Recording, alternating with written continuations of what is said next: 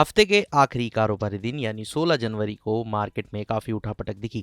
हालांकि मार्केट आज दिन भर ग्रीन जोन में बना रहा। इसके बावजूद ओवरऑल निवेशकों की दौलत में हल्की गिरावट आई है।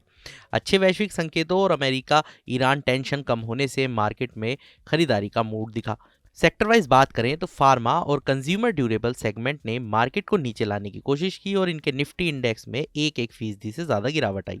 हालांकि आईटी और पीएसयू बैंक के शेयर ने जलवा दिखाया और मार्केट को ग्रीन बनाए रखा।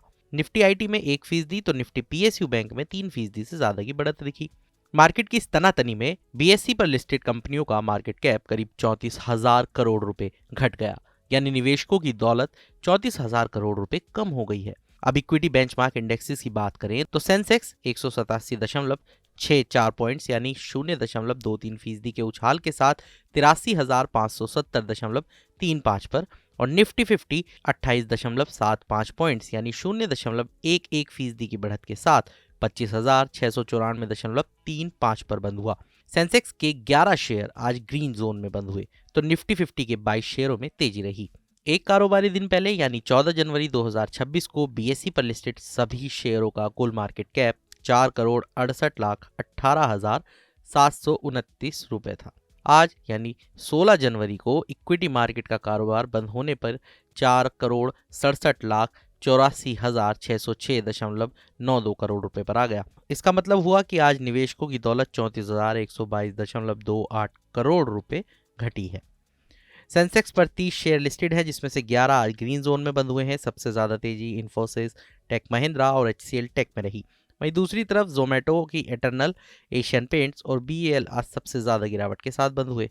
19 जनवरी को कैसी रह सकती है बाजार की चाल? जियोजीत इन्वेस्टमेंट लिमिटेड के रिसर्च हेड विनोद नायर का कहना है कि इक्विटी मार्केट में आज के सेशन के दौरान पॉजिटिव मोमेंटम देखने को मिला। आईटी और मिड सेगमेंट बैंकिंग शेयरों के बेहतर Q3 नतीजों ने बाजार को सपोर्ट दिया। हालांकि क्लोजिंग के समय आई प्रॉफिट बुकिंग ने आज की रैली को सीमित कर दिया, जिससे मार्केट मामूली बढ़त के साथ बंद हुआ। उन्होंने आगे कहा कि आईटी सेक्टर ने बेहतर प्रदर्शन किया। इस सेक्टर को इन्फोसिस के रेवेन्यू ग्रोथ गाइडेंस में बढ़त और टेक्नोलॉजी खर्च में बढ़ोतरी की उम्मीद से सपोर्ट मिला। निवेशकों का फोकस बैंकिंग शेयर पर भी रहा। सेक्टर के शुरुआती नतीजों में एसेट क्वालिटी और मार्जिन प्रोफाइल में अच्छा सुधार दिखा है, जिससे इस सेक्टर में सेंटीमेंट और मजबूत हुआ है।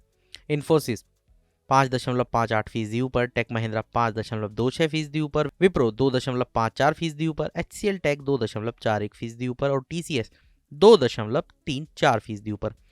आज निफ्टी 50 इंडेक्स के 5 टॉप गेनरों में शामिल रहे हैं ये कंपनियां। वहीं सिप्ला 2.54% नीचे, जियो फाइनेंशियल सर्विसेज 3.15% नीचे और एटर्नल 3.76% नीचे के साथ इंडेक्स के टॉप 5 लूजर्स रहे।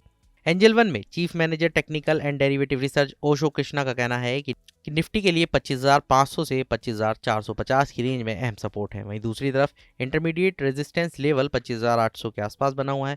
इसके बाद 25,900 और 25,950 के बीच एक हायर रेजिस्टेंस जोन है। आगे की रणनीति के लिए इन लेवल पर ध्यान से नजर रखना जरूरी होगा। इसके साथ ही टैरिफ से जुड़ी खबरों पर भी नजर रहनी चाहिए। इनकी मार्केट ट्रेंड्स तय करने में अहम भूमिका होगी। तीसरी तिमाही के नतीजों के चलते हमें स्टॉक स्पेसिफिक एक्शन भी देखने को मिल सकता है। वहीं चॉइस ब्रोकिंग के टेक्निकल रिसर्च एनालिस्ट आकाश शाह का कहना है कि निफ्टी के लिए इमीडिएट रेजिस्टेंस 25,800 से 25,900 के पास बना हुआ है।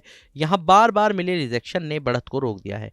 नीचे की तरफ 25,500 से 25,550 एक अहम सपोर्ट जोन बना है। यहां से एक निर्णायक ब्रेकडाउन निफ्टी को नीचे की ओर 25,400 से 25,450 के पास ले जा सकता है। टेक्निकल स्टडी से पता चलता है कि मोमेंटम कमजोर है। आरएसआई और एमएसीएडी बेरिश रुझान का संकेत दे रहे हैं। हालांकि निचले बैंड पर कुछ सपोर्ट है।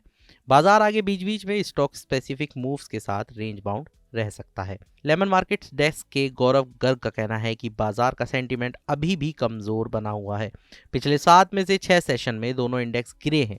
इसकी वजह यूएस टैरिफ से जुड़ी अनिश्चितता, भू राजनीतिक तनाव और विदेशी निवेशकों की बिकवाली रही। एफपीआईज ने जनवरी में अब तक करीब 16,600 करोड़ रुपए के इक्विटी शेयर बेचे हैं।